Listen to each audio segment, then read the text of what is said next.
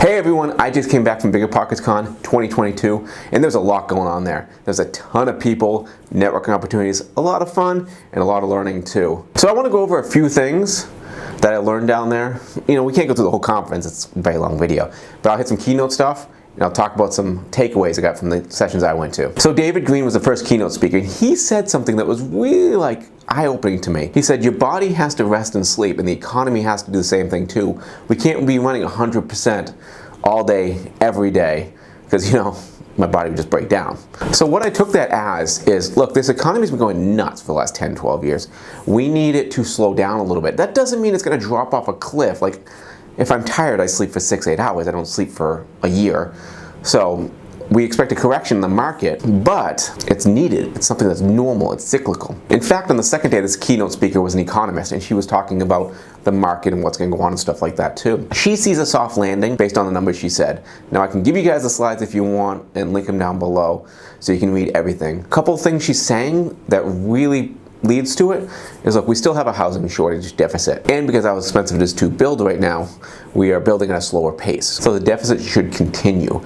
Also, unemployment is only at 3.4%. Yes, it's gonna go up most likely when they raise the rates again, but there are 2 jobs out there right now for every unemployed person. So we don't have an employment problem, which means money is still coming in the door to continue to buy the houses that aren't really there. Kind of sum it up, we're probably gonna get a soft landing, which made me happy. So there were 2 days to BPcon. On day 1, I went to executing a construction plan, creative financing, and partnerships. Now there's takeaways from each one of these. Executing a construction plan, my biggest takeaway was, I really need to hone in on this. He has everything dialed in to what contracts are executed with each contractor. The actual contract he's gonna use is not changing by contractor, which is kind of what I do right now, and I need to stop. When the contractor gets the final payment, and lien releases, so that way the contractor can't put a lien on your house because he signed something saying he's been paid in full. The next thing, and probably most interesting to me, was seller financing. With the mortgage rates as high as they are right now, it's very hard to make a project work numbers-wise, so you have to get creative with seller financing. And the biggest takeaway from this, after hearing some of the crazy fun stuff they did, is in seller financing, what you can do is pretty much limited by your ability to think it up. So if you want to flip a house, but not actually sell it for money right now, but actually tack on a note for yourself at a higher interest rate to be paid for the future and then resell that house to someone else, you can do that. Now that's confusing and they explained it better than I did, but you get the idea of how deep you can go with seller financing. I need to dig more on this topic. I think everybody should too, especially since we're gonna have some mortgage rate issues coming up. The third thing is partnerships. If you listen to a lot of these big investors, they all have partners. David Green has partners, Tony Robinson has partners, Bob Evasolo has partners. Partnership is something you probably will run into during your investing career. So how does that work? How do you structure it? What does the money look like? The big takeaway from this was, don't worry about what the money looks like. The first thing you have to really get is someone to know, like, and trust you. If you're not on the same page, going in the same direction, and you don't trust each other, then it's never gonna work because you're always gonna be digging into each other, second guessing and things like that. The money could be good, but it could be a toxic relationship. So, what I'm saying is, what they said, find the right person, get to know, like, and trust them, and they know, like, and trust you. Then you can structure the deal. And much like seller financing, deals can be structured pretty much any way you guys see it will work for you. One of the misconceptions I always had in my head that was broken was, it's a 50-50 split, right? We'll say you and I, we do a 50-50 split. That means equity and cash flows are both split 50-50. It doesn't have to be that way. It could be 75-25 equity side and 50-50 on the cash flow side, or 50-50 on the equity side and 90-10 on the cash flow side.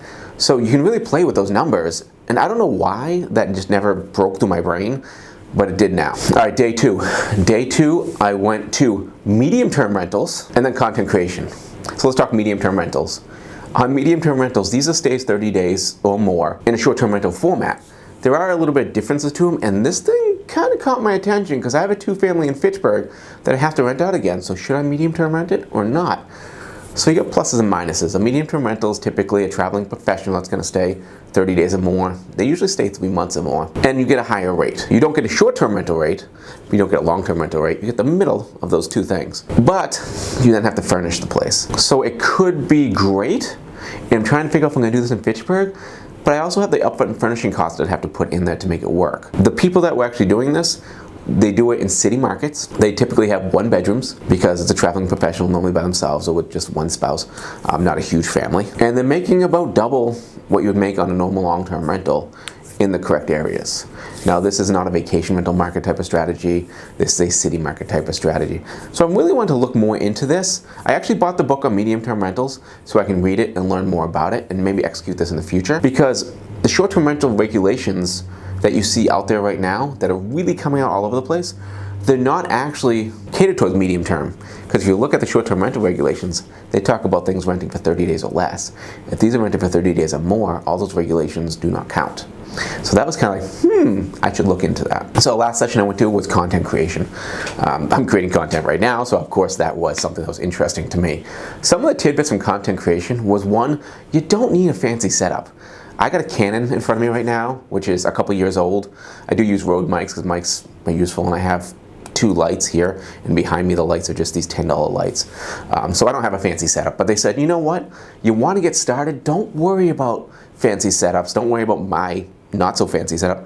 Just stick an iPhone on a tripod and start taping, because it's more about getting the content out there and then get better and better and better. Look at Rob's old videos, what they used to look like versus what they look like now. Now he's got a $2,000 camera, all kinds of other stuff, but he had the content out there and started it rolling. Because you really got to get going. If you look at my videos, I'm getting an average of 150 per video views, if we're looking at right now. But when I started, I was getting an average of like 12 views per video.